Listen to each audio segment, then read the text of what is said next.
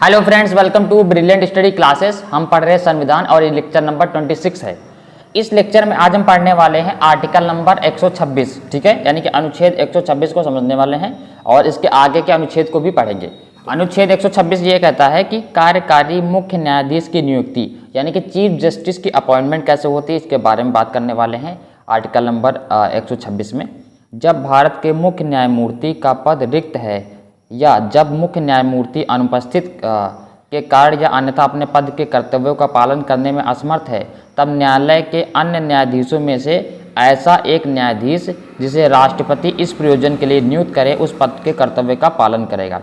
यानी कि अगर चीफ जस्टिस एब्सेंट हैं या फिर वो अपना कार्य करने में असमर्थ हैं तो प्रेसिडेंट क्या करेगा, सुप्रीम कोर्ट के किसी जज को वहाँ पर अपॉइंट कर देगा चीफ जस्टिस के तौर पे। ये आर्टिकल नंबर 126 कहता है।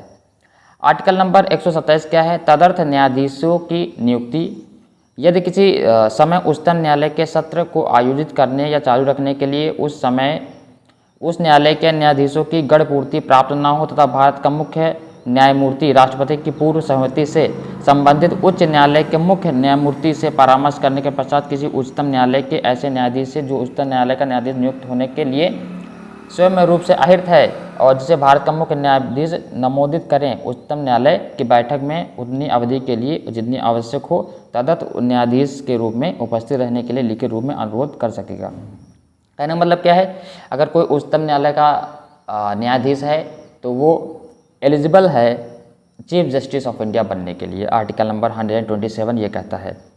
आर्टिकल नंबर 128 128 अनुच्छेद क्या कहता है, उच्चतम न्यायालय की बैठक में सेवानिवृत्त न्यायाधीशों की उपस्थिति।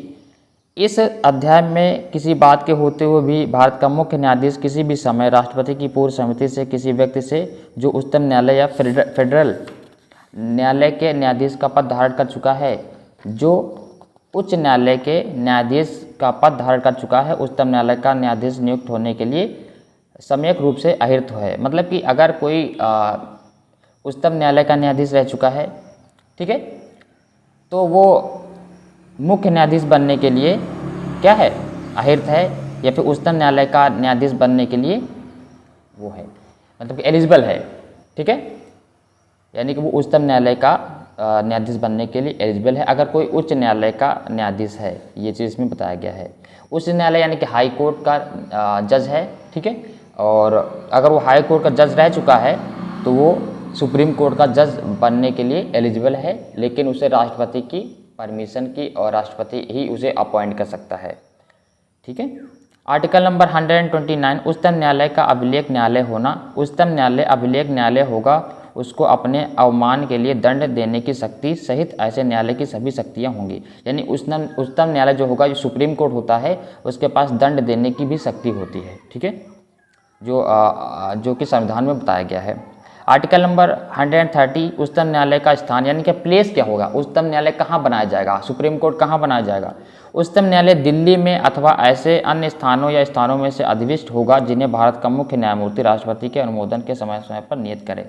यानी कि जो मुख्य न्यायाधीश होगा, जो राष्ट्रपति की सहमति से जो तय करेगा, वही प्लेस माना जाएगा। जैसे कि दिल्ली वहाँ पर सुप्रीम कोर्ट माना जाएगा, दिल्ली या फिर कहीं और पर, लेकिन मेन हमारा क्राइटेरिया होगा कि दिल्ली में माना जाए क्योंकि भारत की राजधानी दिल्ली है, capital of India is Delhi, ठीक है। आर्टिकल नंबर 131 उच्चतम न्यायालय की आरंभिक अधिकारिता।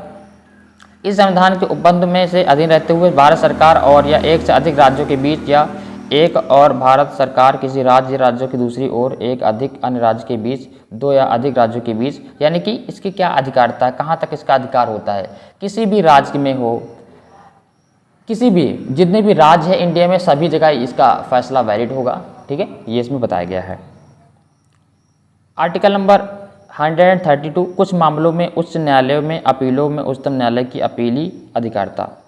भारत के राज्य क्षेत्र में किसी उच्च न्यायालय की सिविल दंडिका या अन्य कार्यवाही में दिए गए किसी निर्णय, डिग्री या अंतिम आदेश की उच्चतम न्यायालय में होगी। कहने का मतलब है, अगर हाई कोर्ट में आपका केस चल रहा है तो आर्टिकल नंबर 132 क्या कहता है, अगर हाई कोर्ट में अगर आप केस हार जाते हैं तो आप सुप्रीम कोर्ट में उसकी अपील कर सकते हैं। अगर सुप्रीम कोर्ट का फैसला आपके पक्ष में आ जाता है तो हाई कोर्ट की जो दंड संहिता होगी जो उनकी रिपोर्ट होगी उसको रद्द कर दिया जाएगा। यानी कि सुप्रीम कोर्ट अथॉरिटी होगी, फाइनल अथॉरिटी होगी, जो सुप्रीम कोर्ट का फैसला होगा उसे हाई कोर्ट को मानना पड़ेगा। ये आर्टिकल नंबर 132 कहता है। ठीक है। आर्टिकल नंबर 133 उस न्यायालयों में सिविल विषयों से संबंधित अपीलों में उच्चतम न्यायालय की अपील अधिकारता, यानी कि जो सिविल प्रोसीजर्स होते हैं, जैसे हाई कोर्ट में जो सिविल प्रोसीजर्स होते हैं उसको भी अपील आप कर सकते हैं सुप्रीम कोर्ट में। आर्टिकल नंबर 133 ये बताता है। दांडिक विषयों में उच्चतम न्यायालय की अपीली अधिकारता, भारत के राज्य क्षेत्र में किसी उच्च न्यायालय के दंडिक कार्यवाही में दिए गए किसी निर्णय, अंतिम आदेश या दंडादेश की अपील उच्च न्यायालय में होगी। कहने का मतलब है अगर हाई कोर्ट में कोई दंड दे दिया गया है, ठीक है, या फिर कोई दंड दे दिया गया है, या फिर बोलते हैं ना कि सज़ा दे दी गई है, लेकिन आप उसे चाहें तो सुप्रीम कोर्ट में जाके अपील कर सकते हैं। ये आर्टिकल नंबर 134 ये कहता है। यानी दंड देने, अगर उच्चतम न्यायालय दंड भी दे देता है तो भी आप अपील कर सकते हैं, पिटीशन डाल सकते हैं। आर्टिकल नंबर 134 का उच्चतम न्यायालय में अपील के प्रमाण पत्र, प्रत्येक उच्च न्यायालय जो अनुच्छेद 132 के खंड 1, अनुच्छेद 33 के खंड 1, अनुच्छेद 34 के खंड में निर्दिष्ट निर्णय, डिग्री, अंतिम आदेश या दंडादेश पारित करता है या देता है, इस प्रकार पारित दिए जाने के पश्चात यथाशीघ्र इस प्रश्न का उदाहरण उस मामले में संबंध में यथास्थित अनुच्छेद 132(1), अनुच्छेद 133 के खंड 1, अनुच्छेद 134 के खंड 1 के उपखंड ग में निर्दिष्ट प्रकृति का प्रमाण पत्र दिया जाए या नहीं। मतलब कि जैसे कि जो भी वैलिड डॉक्यूमेंट्स हैं जो उच्च न्यायालय ने यानी कि हाई कोर्ट में आपके खिलाफ फैसला सुनाया है, तो वो सभी डॉक्यूमेंट को लेकर ही आपको सुप्रीम कोर्ट में अपील करनी है, पिटीशन डालनी है। ठीक है। आर्टिकल नंबर 135 विद्यमान विधि के अधीन फेडरल न्यायालय की अधिकारता और शक्तियों का उच्चतम न्यायालय द्वारा प्रयुक्त होना। जब तक संसद विधि द्वारा अन्यथा उपबंध न करे तब तक उच्चतम न्यायालय को भी किसी ऐसे विषय के संबंध में जिसको अनुच्छेद 133 या अनुच्छेद 34 के उपबंध में लागू नहीं होता है, अधिकारता शक्तियाँ होंगी। यदि उस विषय के संबंध में इस अनुदान के प्रारंभ से ठीक से पहले किसी विद्यमान विधि के अधीन अधिकारता और शक्तियाँ फेडरल न्यायालय द्वारा प्रयोगत होंगी। मतलब वही चीज़ है, इसके पास पावर होती है, सुप्रीम कोर्ट के पास अथॉरिटी होती है, किसी भी फैसले की जांच कर सकता है। किसी भी नीचे सबऑर्डिनेट कोर्ट होते हैं जो civil court, subordinate court, high court होते हैं, इन पे जाके जांच कर सकता है, इसके पास पावर होती है।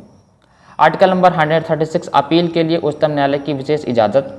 इस अध्याय में किसी बात के होते हुए भी उच्चतम न्यायालय अपने विवेकानुसार भारत के राज्य क्षेत्र में किसी न्यायालय या अधिकरण द्वारा किसी वाद या मामले में पारित दिए गए किसी निर्णय, डिग्री, अवधारणा, दंडादेश या आदेश की अपील के लिए विशेष इजाज़त दे सकेगा।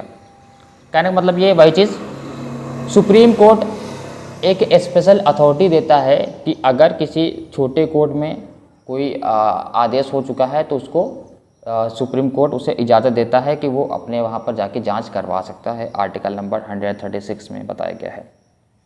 आर्टिकल नंबर 137 निर्णयों या आदेशों का उच्चतम न्यायालय द्वारा पुनर्विलोकन। संसद द्वारा बनाए गए किसी विधि के अनुच्छेद 145 के अधीन बनाए गए नियमों के उपबंध के अधीन रहते हुए उच्चतम न्यायालय को अपने द्वारा सुनाए गए निर्णय या दिए गए आदेश का पुनर्विलोकन करने का शक्ति होगी।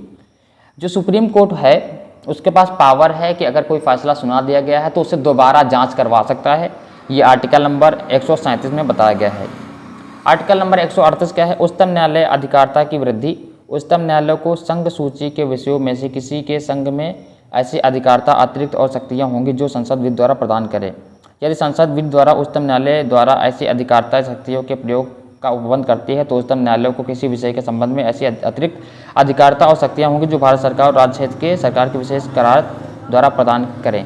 यानी कि 138 अनुच्छेद ये कहता है अगर संसद कोई नया नियम बनाता है, कोई नई पावर एलोकेट करता है सुप्रीम कोर्ट को, तो वो उसकी शक्ति होगी, ये संसद डिसाइड करेगा, राज्यसभा और लोकसभा।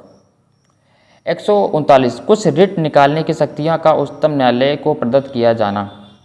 संसद विधि द्वारा उच्चतम न्यायालय को अनुच्छेद 32 के खंड 2 में वर्णित प्रयोजनों से भिन्न किन्हीं प्रयोजनों में से ऐसे निर्देश, आदेश, रिट जिनके अंतर्गत बंदी, प्रत्यक्षण, परमादेश, प्रतिषेध, अधिकार परीक्षा, उत्प्रेषण रिट या उनमें से कोई निकालने की शक्ति प्रदान कर सकेगी। यानी कि रिट निकालने की शक्ति है, अनुच्छेद 139 में बताया गया, सुप्रीम कोर्ट के पास पावर है। ठीक है। 139 का क्या कहता है? कुछ मामलों का अंतर्गत यदि ऐसे मामले जिनमें विधि के समान या सारतः समान प्रश्न अंतर्विलित हैं उच्चतम न्यायालय के और एक या एक से अधिक उच्च न्यायालयों को दो या दो से अधिक उच्च न्यायालयों के समक्ष लंबित हैं उच्चतम न्यायालय का सर्वप्रेषण से अथवा भारत की महान्यायवादी द्वारा ऐसे किसी मामले के किसी पक्षकार द्वारा किए गए आवेदन पर यह समाधान हो जाता है। कहना मतलब यह है उच्चतम न्यायालय के पास अथॉरिटी है कि वो किसी भी छोटे कोर्ट में जो भी आदेश चल रहा है या फिर केस चल रहा है उसकी जांच करवा सकता है। ठीक है, वहाँ पर जांच मंगाएगा, मंगाने के बाद उसे एनालिसिस करके रिपोर्ट सबमिट कर सकता है। ठीक है, 140 अनुच्छेद क्या कहता है, उच्चतम न्यायालय की अनुशासनिक शक्तियाँ और भी इनके कुछ पावर के बारे में बताया गया है। संसद विधि द्वारा उच्चतम न्यायालय को ऐसी अनुपूरक शक्तियाँ प्रदान करने के लिए उपबंध कर सकेगी जो इस संविधान के उपबंध में से किसी से असंगत ना हो। यानी कि इसमें भी संसद कुछ ऐसी पावर प्रोवाइड कर सकती है जो दंड देने में या फिर जुडिशरी में या फिर इंटीग्रिटी मेंटेन करने में, पीसफुल मेंटेन करने में इंडिया में, तो ऐसे स्पेशल पावर प्रोवाइड कर सकती है। आर्टिकल नंबर 141 उच्चतम न्यायालय द्वारा घोषित विधि का सभी न्यायालयों पर अबाध्यकार होना। उच्चतम न्यायालय द्वारा घोषित विधि भारत के राज्य क्षेत्र के सभी न्यायालयों पर अबाध्यकार होगी। मतलब कि अनुच्छेद 141 जे कहता है अगर सुप्रीम कोर्ट में कोई फैसला सुना दिया गया है तो वो फैसला सभी राज्य के सभी जिले के सभी जो कोर्ट होंगे वहाँ पर वैलिड होगा। ठीक है, ऐसा नहीं है कि सुप्रीम कोर्ट ने फैसला सुना दिया तो कुछ राज्य बोले कि हम इसका फैसला नहीं मानेंगे, तो ये नहीं है। ये आर्टिकल नंबर 141 बताता है। ठीक है, आर्टिकल नंबर 142 उच्चतम न्यायालय की डिक्रियाँ और आदेशों का प्रवर्तन और प्रकटीकरण आदि के बारे में आदेश। उच्चतम न्यायालय अपनी अधिकारिता का प्रयोग करते हुए ऐसी डिग्री पारित कर सकेगा या ऐसे आदेश कर सकेगा जो समस्त लंबित किसी वाद या विषय में पूर्ण न्याय के लिए आवश्यक हो। ठीक है, 142 अनुच्छेद में यह बताया गया है कि सुप्रीम कोर्ट के पास अथॉरिटी है, अगर कोई केस पेंडिंग है तो उसकी जांच करवा सकता है, लंबित है, पेंडिंग है तो उसकी जांच करवा सकता है ताकि उसे पूर्ण न्याय मिल सके। ठीक है, आर्टिकल नंबर 143 उच्चतम न्यायालय के परामर्श करने की राष्ट्रपति की शक्ति।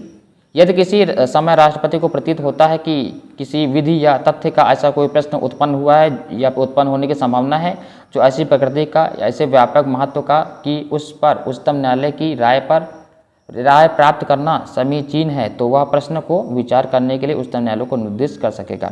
कहने का मतलब है राष्ट्रपति की जो पावर है कि अगर राष्ट्रपति को ऐसा लगता है कि कोई संभावना है, कोई ऐसी संभावना उत्पन्न है जो लीगल से रिलेटेड है, लीगल वर्क से रिलेटेड है, और तो जो प्रेसिडेंट होता है वो चाहे तो उसकी जांच उच्चतम न्यायालय से करवा सकते हैं। यानी कि कोई केस है, उच्चतम मान लो कि वो केस है और प्रेसिडेंट चाहता है उसकी केस की जांच हो तो डायरेक्टली वो सुप्रीम कोर्ट को आदेश दे सकता है कि उसकी जांच करके हमें रिपोर्ट सबमिट कीजिए।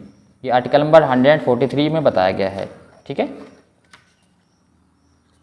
आगे देखते हैं सिविल और न्यायिक प्राधिकारियों द्वारा उच्चतम न्यायालय की सहायता में कार्य किया जाना। 144 आर्टिकल क्या कहता है, भारत के राज्य क्षेत्र में सभी सिविल और न्यायिक प्राधिकारी उच्चतम न्यायालय की सहायता में कार्य करेंगे। यानी कि जितने भी कोर्ट हैं, जितने भी जज हैं, चाहे वो किसी भी राज्य के हों, किसी भी जिले के हों, वो सभी सुप्रीम कोर्ट के सहायता करेंगे। अगर सुप्रीम कोर्ट आदेश देगा कि आपके राज्य में ये केस है, इसको आप जांच करके दीजिए, तो वहाँ पर अथॉरिटी है सुप्रीम कोर्ट के पास, वो सबको जांच करवा सकता है और ये सभी सुप्रीम कोर्ट की सहायता करेंगे। आर्टिकल नंबर 144 ये कहता है। ठीक है, आर्टिकल नंबर 145 न्यायालय के नियम आदि ना, क्या नियम है, संसद द्वारा बनाए गए किसी विधि के उपबंध में अधीन रहते हुए उच्चतम न्यायालय समय समय पर राष्ट्रपति के अनुमोदन से न्यायालय की पद्धति और प्रक्रिया के नियम बना सकेगा।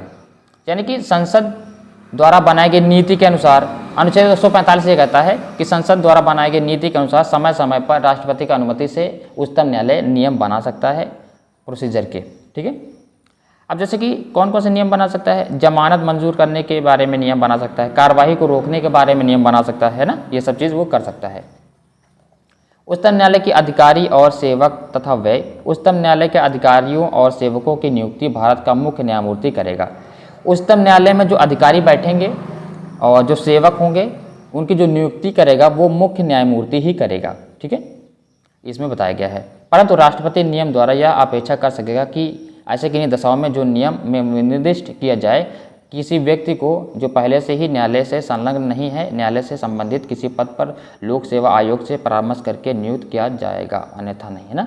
अगर कोई पहले से न्यायालय से संबंधित नहीं है तो उसे लोक सेवा आयोग से ही उसे नियुक्त किया जाएगा, ये राष्ट्रपति कहता है। ठीक है, तो इस क्लास में हमने आर्टिकल नंबर 146 तक कंप्लीट कर लिया है, यानी कि सुप्रीम कोर्ट को डिटेल से समझ लिया है। अगर क्लास आपको अच्छी लगी हो तो लाइक कीजिए, चैनल को सब्सक्राइब कीजिए। मिलते हैं नेक्स्ट क्लास में। Thank you class.